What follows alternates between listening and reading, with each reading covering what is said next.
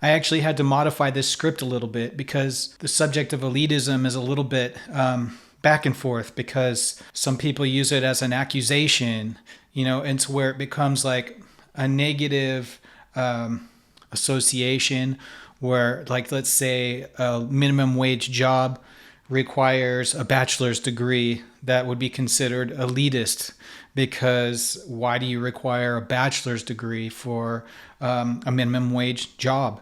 And I think that's fair, but there's also another side of the term, which is, I think, the more generally accepted side, that's a functional aspect. And it's just that you use well-trained people to do critical roles, and it's totally reasonable.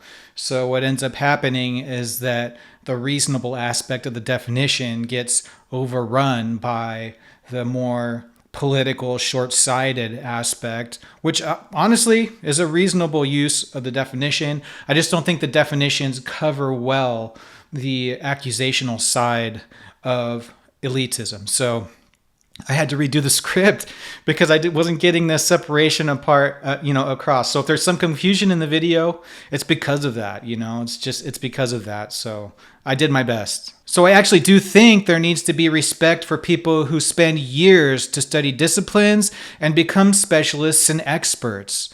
Those who went through the studying expect respect on some level, and I think that's fair. When we select leaders for functional purposes, we get the best case for productive outcomes when we select those that are both educated and experienced. There's a lens here.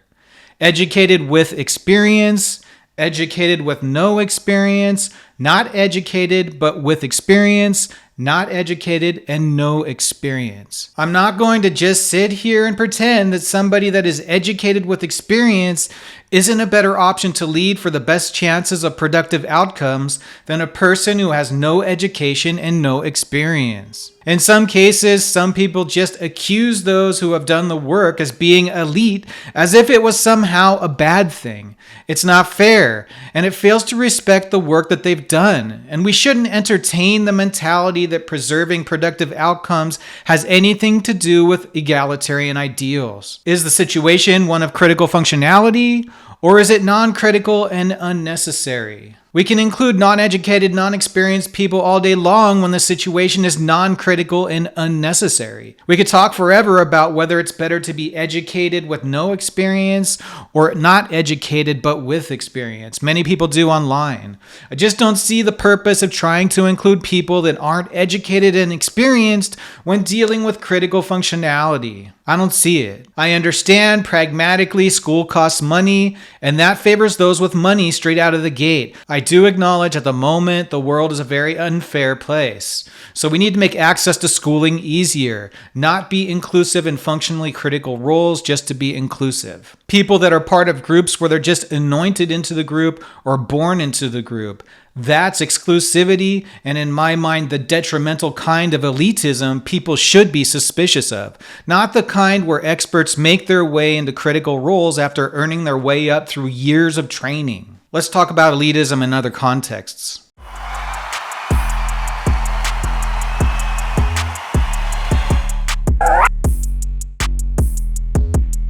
In philosophy, elitism refers to the belief that certain individuals, by virtue of their superior intellect, knowledge, or morality, or other exceptional traits, are more capable of making decisions or leading society than others. This concept can manifest in various ways across different philosophical traditions and discourses.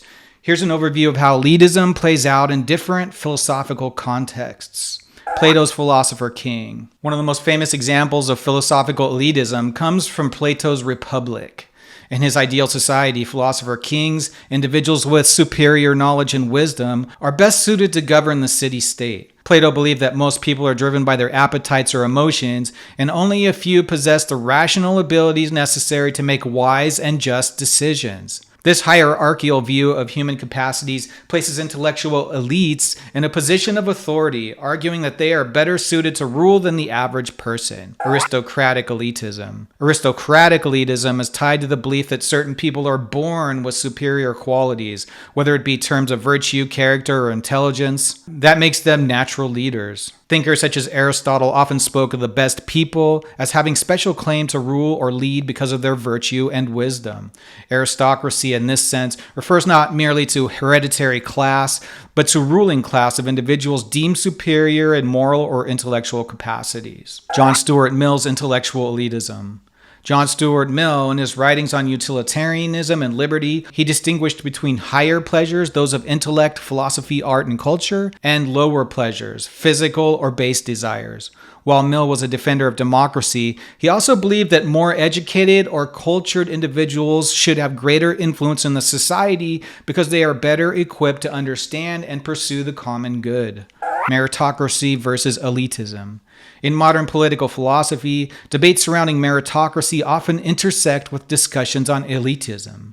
Meritocracy is the belief that individuals should be rewarded or promoted based on ability and achievement rather than birthright or social status. While meritocracy is often seen as a more just system than traditional forms of elitism, critics argue that it can still promote a kind of elitism where those who succeed claim moral superiority, reinforcing social hierarchies. I think we see that today with billionaire power, Many philosophers critique elitism for its potential to justify inequality and undemocratic forms of governance.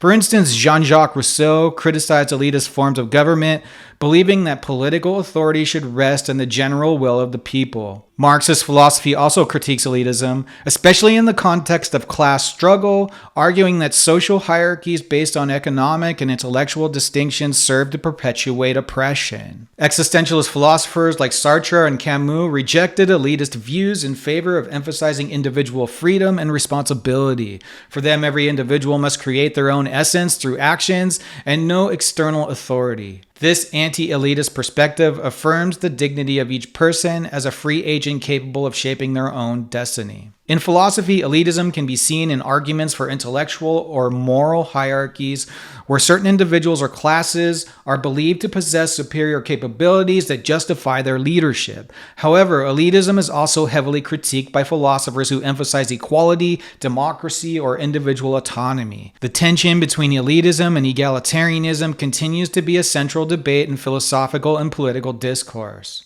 I just wanted to conclude with the idea that those that do the work deserve their respect. Elitism in a derogatory sense should only be focused on those who are elevated in some way or another due to factors not under their control, but assume they are special for no reason. Basically, they're entitled.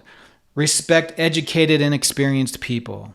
They deserve to be elite and should actually be put into the important roles they earned their way into. We should respect them and not look at them as villains as some anti-intellectuals would do. If you like this kind of philosophical subject matter, help us grow the channel by liking the video and subscribing to the channel.